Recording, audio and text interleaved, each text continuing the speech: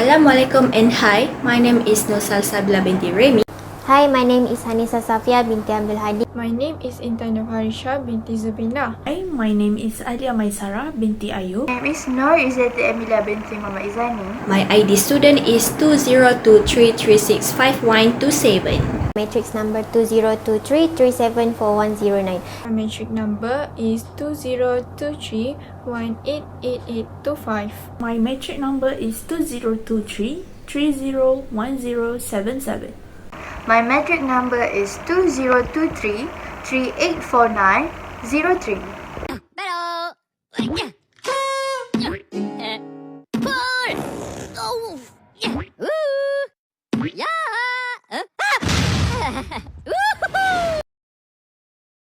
The subject of our presentation is cyberbullying in South Korea. First of all, I would like to talk about South Korea as the top IT powerhouses in East Asia along with Japan.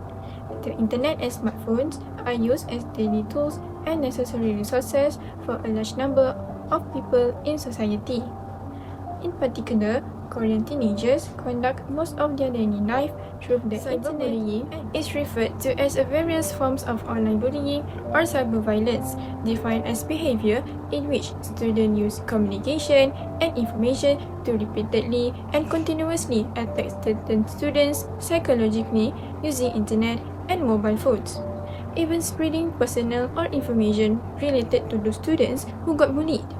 A bad example of this issue could be harassing, threatening, demeaning language by embracing another person. To the next aspect of our presentation is the purpose.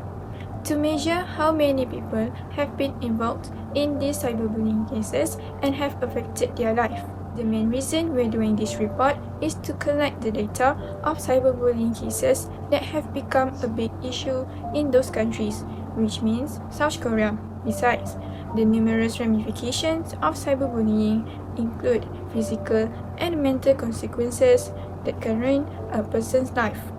In addition, telling people how to overcome cyberbullying from spreading through social media for the future. Enhance social media safety to prevent adding the increasingly severe problem of cyberbullying.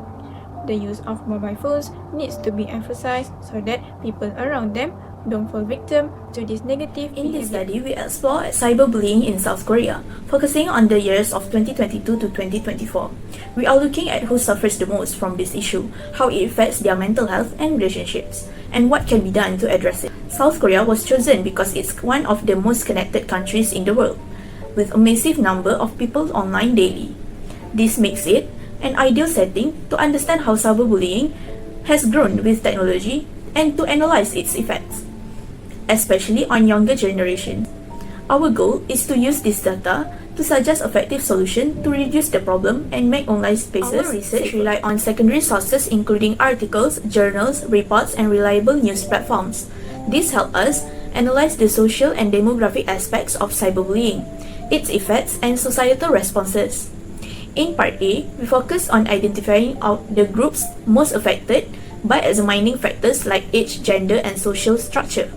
Part B explored the consequences of cyberbullying, particularly its impact on mental health, such as anxiety, stress, and depression, along with its effects on relationships and society. Part C, we propose solutions including strategies for individuals, policy recommendations for authorities, and ways to encourage safer online spaces.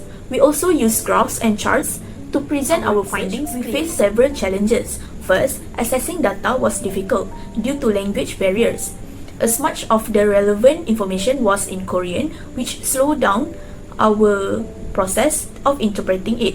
Second, our group's limited knowledge led to disagreements and mistakes, such as formatting errors, which required us to revise our work multiple times. Lastly, occasional internet connectivity issues made it harder to analyze data quickly and limited our ability to find the specific information efficiently.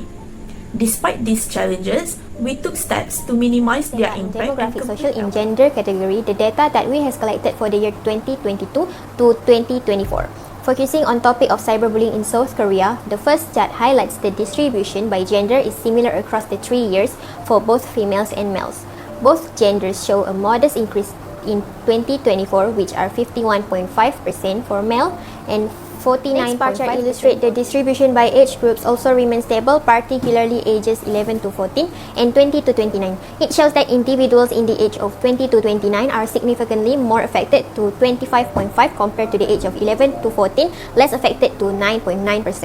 This is because most of the adolescents spend their time on their social media more often than the kids underage that still under on cyberbullying is that they feel depression, anxiety, and stress whenever they are faced with the cyberbullying.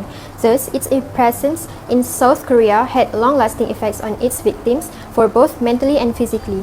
For the year 2022, which is 21.1% of the total population reported feeling cyberbullied. But for the year 2023, it increased from 22.8%. As for the last year, 2024, which has slightly decreased to 20.9%.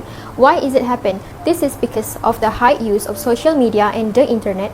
Many people spend a lot of time online, and anonymity on these platforms make it easier for some to post harmful and comments without facing consequences.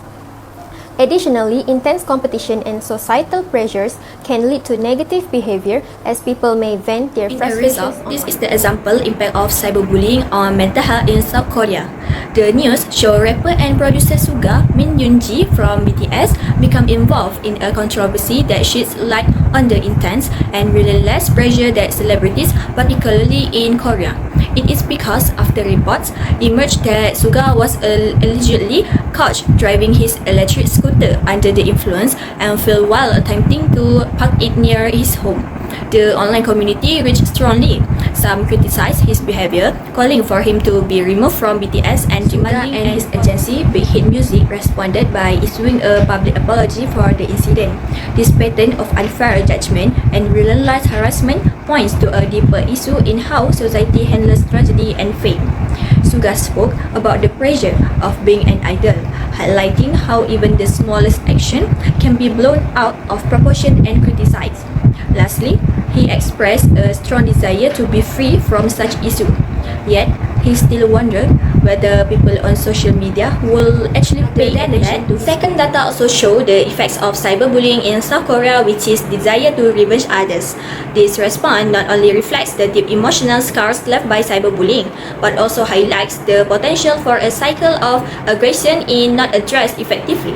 In 2022, the results show 13% of people wanted revenge from cyberbullying experience. This is because the victims feel like their pain will go through with revenge rather than searching for ways to live better in life and get right of the cyberbullying. Legal or social mechanism to address cyberbullying drive victims to take matters into their own hands by 2023. The percentage significantly rising to 37.2%, indicating an alarming increase rather than both years in the bar graph because of people in social media, especially in TikTok, Instagram, bravely become anonymous just to comment and shaming people in public, where it creates an unhealthy and negative environment. The bar chart in 2024 has slightly declined to 36.3% because people or influencers already take part and are against cyberbullying by informing and reminding people that cyberbullying has bad effects towards the victims. It has highlighted the need for a strategy that not only prevent cyberbullying but represents a serious issue in South Korea spread all over the news. Seek support from trusted adults such as parents, teachers, or counselors. Maintain privacy on social media and manage mental health to reduce risk. Report incidents to authorities and consider service like Cyber 999. Education about online service and the risk of increased exposure is crucial. If uncomfortable, find a hotline for professional counseling. If bullying occurs on the social platform, block the responsible person and report their behavior. Social media companies have a responsibility to document Korea in collaboration with organizations like the National Children's Safety Network, Seoul City Women's Associations, and Korean Women Voters Seoul Federation launched a campaign against cyberbullying on August 16. The initiative, part of the Seoul Gender Equality Fund project, aims to raise public awareness and encourage responsible bullying in South Korea is a significant issue causing increased depression, anxiety, and stress among victims. cable artists and stars are often targeted, leading to emotional resentment. Recent cases of suicides highlight the needs for stronger measures against cyberbullying and healthcare service. Victims can seek counseling and support system, while legal framework should ensure offenders face appropriate consequence. By fostering a culture of respect and accountability, society can reduce the prevalence of depression, anxiety, and stress associated with cyberbullying and create a positive environment.